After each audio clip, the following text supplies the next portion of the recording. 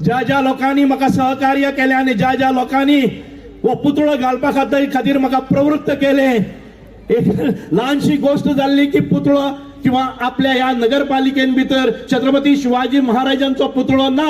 आणि म्हाका चॅलेंज करपा खातीर ताणें सांगले की एक फोटो पसून लावपाक जायना म्हणून आमच्या एका चेअरपर्सनाच्या कोण एकटो आंगार धांवलो आणि म्हाका दिसलें जर एखादे वेळ आमच्या क्रिश्चन भावाक पसून जर हांगा पुतळो घालपाची इच्छा आसा जर जाय जाल्यार हें कार्य आमी फाटीं रावन कित्याक,